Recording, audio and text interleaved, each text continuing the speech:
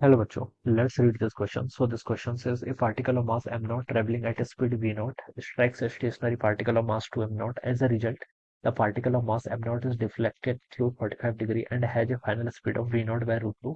Then the speed of the particle of mass 2 m naught after the collision. After the collision आपको क्या बताना है यहाँ पर speed of the particle of mass 2 m naught बताना है। ठीक है, तो देखिए बच्चों, इस क्वेश्चन का की कॉन्सेप्ट आप क्या लिख सकते हैं। The key concept of this question, ये आपका कॉलिजन पर बेस्ड क्वेश्चन है। ठीक है, और इस क्वेश्चन को सॉल्व कैसे करना है, मोमेंटम कंजर्वेशन का यूज करके। ओके, बोला गया है a particle of mass m naught travelling at a speed of v naught. कोई पार्टिकल है जिसका मास कितना आपका एम नॉट है, ये वी नॉट की स्पीड से क्या कर रहा था, मूव कर रहा है। Strikes stationary particle of mass 2 m naught. कोई 2 एम नॉट मास का पार्टिकल है, ये इनिशियली क्या आपका स्टेशनरी, तो उसकी वेलोसिटी ऑफ जीरो एज्यूम करेंगे। ठीक है, as a result a particle of mass m naught is deflected through 45 degree. ये इनका मान लीजिए लाइन ऑफ इम्पैक्ट है। ठीक है, this is the line of impact. Alright, अब यहाँ पर हो क्या रहा है, as a result a particle m naught is deflected through 45 degree. Okay, particle m naught आपका इस डायरेक्शन में क्या हो रहा है बच्चा, आपका डिफ्लेक्ट हो रहा है। ठीक है, with a final speed and has a final speed of v naught by root two. Speed इसकी कितनी देर की, v naught by root two देर की। ठीक है, और ये एंगल कितना देर का, 45 डिग्री। ठीक है बच्चों,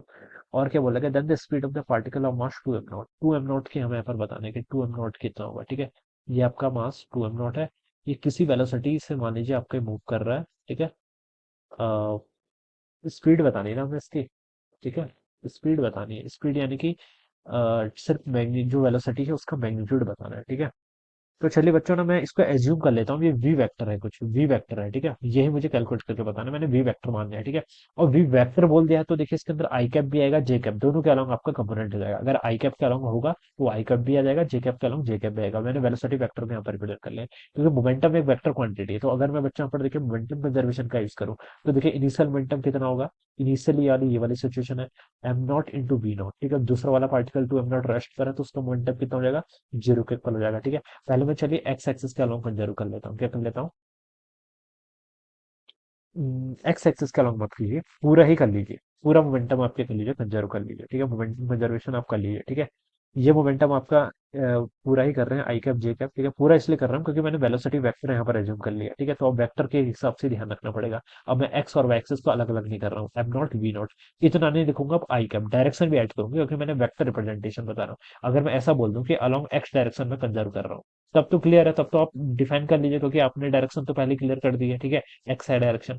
देखिए आप इसको दो तरीके से कर सकते हैं, एक बार तो एक्स डायरेक्शन के अलोंग कर लीजिए। ठीक है, और एक बार आपके कर लीजिए ऐसे वाई डायरेक्शन के अलोंग कंजर्व कर लीजिए। ठीक है, तो वहां पर सब ऐसे भी मान सकते हैं कि इसकी स्पीड का एक कंपोनेंट एक्स एक्सिस के अलोंग आएगा, जिसको वी एक्स बोल दीजिए, इसको वी वाई बोल दीजिए, ऐसे भी कैलकुलेट कर सकते हैं। ठीक है, बट हम इसको एक स्टेप में भी सॉल्व कर सकते हैं, तो उस तरीके से सॉल्व करते हैं। ठीक है, तो ये तो आपका इनिशियल मोमेंटम आ गया। ठीक है, ये पार्टिकल रेस्ट पर था, ये आपका जीरो पे, this is our net initial momentum. ये क्या आ गया आपका, नेट इनिशियल मोमेंटम आ गया। अब एम नॉट का देखिए बच्चों, एम नॉट की देखिए v naught by root two 45 degree का बना रहा है। ठीक है, तो देखिए ये इस डायरेक्शन में वी नॉट, इसका जो कंपोनेंट आएगा v naught by root two का, इस डायरेक्शन में कितना कंपोनेंट आएगा, v naught by root two times आपका कॉस 45। और कॉस 45 अगेन कितना होता है आपका, वन बाय रूट टू के ऊपर। और जो वाई वाई एक्सिस के अलॉन्ग आएगा, ये मेरा एक्स एक्सिस है, ये मेरा वाई एक्सिस है, वाई एक्सिस के अलॉन्ग पे देखिए कंपोनेंट आएगा, वो भी कितना आएगा आपका, वो भी अगेन आपका इतना आएगा, v naught by root two times आपका one by root two, v naught by root two sine 45। ठीक है, ये इतना हो जाएगा। अब आप लिख लीजिए, देखिए कितना हो जाएगा इसका, मास कितना था इसका, m naught times velocity. Velocity देखिए v naught by root two कितना हो जाएगा, टू। तो ये आपका जे कैप के अलोंग है। ठीक है, और दूसरा ये एक्स एक्सिस के अलोंग है, तो वी नॉट बाय टू कितना हो जाएगा आपका, आई कैप के अलोंग हो जाएगा। ठीक है, ये लिख लिया मैंने। अब ये मैंने नेट मोमेंटम कंजर्व कर ला दिया। ठीक है, वेक्टर, अब मुझे एक्स और वाई एक्सिस से कोई लेना देना नहीं है, क्योंकि वाई एक्सिस के अलोंग भी आ गया, एक्स एक्सिस के अलोंग भी आ गया। मैं नेट मोमेंटम ही कंजर्व करा रहा हूँ यहाँ पर। ठीक है, अलोंग ए पर्टिकुलर एक्सिस नहीं लिख रहा हूँ। अब टू एम नॉट की बात करते हैं, इसका मास कितना आपका, टू एम नॉट टाइम्स इसकी वेलोसिटी कितनी है आपकी, वी वेक्टर। और वी वेक्टर के अंदर देखिए जो भी आएगा वी वेक्टर, अब मुझे क्या बताना है, इसकी स्पीड बतानी, तो मैं मैग्नीट्यूड ऑफ वी वेक्टर ले लूंगा, मुझे डायरेक्ट स्पीड बता देगा। ठीक है, तो क्वेश्चन को मैंने काफी क्या कर दिया यहाँ पर आपका, सिंप्लीफाइड कर दिया। ठीक है, अब बच्चों देखिए इसको यहाँ पर से सॉल्व करते हैं। तो ये देखिए बच्चों कितना होगा, इसको देखिए अगर हम यहाँ पर से सॉल्व करें, तो ये देखिए बच्चों यहाँ पर से आपकी कितनी कितनी टर्म आ रही है। ये एम बी नॉट वाली आई कैप और जे कैप वाली टर्म को एक साइड लेके चले जाते हैं, ये टू एम बी नॉट को आप ऐसे रहने दीजिए। ठीक है, let me change the colour. Okay, ये आपका टू एम वी नॉट, ये वेक्टर को आप ऐसे रहने दीजिए, वी वेक्टर इसको ऐसे रहने देते हैं। ठीक है, अब देखिए यहाँ पर कितना आपका m v naught by two, ये इधर आएगा तो यहाँ पर m m v naught i cap कहलाऊंगा। ठीक है, और यहाँ पर कितना आपका m naught times v naught by two i cap. ठीक है, तो इससे सब्ट्रैक्ट हो जाएगा, तो कितना बच गया, m naught v naught by two i cap के अलावा, ठीक है। और यहाँ पर कितना आपका m naught v naught by two j cap, ये इधर जाएगा तो माइनस में जाएगा, m naught v naught by two कितना जे कैप के इक्वल आ गया, ठीक है। ये इतना आ गया। अब एम नॉट से यहाँ पर का एम नॉट कैंसिल, यहाँ पर का एम नॉट कैंसिल, ठीक है। तो आपका वी वेक्टर को क्या लिख सकते हैं, टू वी है, टू को इधर लेके हमने डिवाइड में आ गया तो ये हो जाएगा v naught by four i cap minus कितना आपका v naught by four j cap, ठीक है। बस अब आपका आ गया, ये आपका वी वेक्टर आ गया। इसका मैग्नीट्यूड फाइंड आउट कर लीजिए, वो क्या होगा, स्पीड, और वही आपको बताना भी है, ठीक है।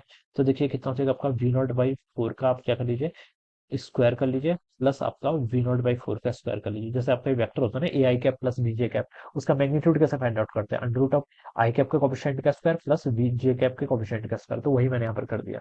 तो इसको सॉल्व करेंगे तो देखिए आपका वी नॉट का स्क्वायर बाय 16 और वी नॉट का स्क्वायर बाय 16 आएगा, ठीक है। तो इसको हम क्या लिख सकते हैं, अंडर में देखिए आपका टू वी नॉट का स्क्वायर बाई कितना हो जाएगा आपका 16 हो जाएगा, ठीक है। और इसको आप वी नॉट का स्क्वायर बाई 8 लिख सकते हैं, तो अंडर रूट के बाहर आएगा तो वी नॉट अंडर रूट 8 कितना होता है आपका, टू रूट टू के इक्वल होता है। तो ये इसका आंसर होना चाहिए, this will be the answer, ठीक है। आपको स्पीड बताना है तो आप डायरेक्ट इस पे से सॉल्व कर सकते हैं, v naught by two root two, यानी कि देखिए सेकंड ऑप्शन पे गिवन है तो आप क्या लिख सकते हैं, आंसर क्या हो जाएगा इसका, टू हो जाएगा। Option two will be the correct answer of this question. So I hope you are understood this concept, all the best and thank you.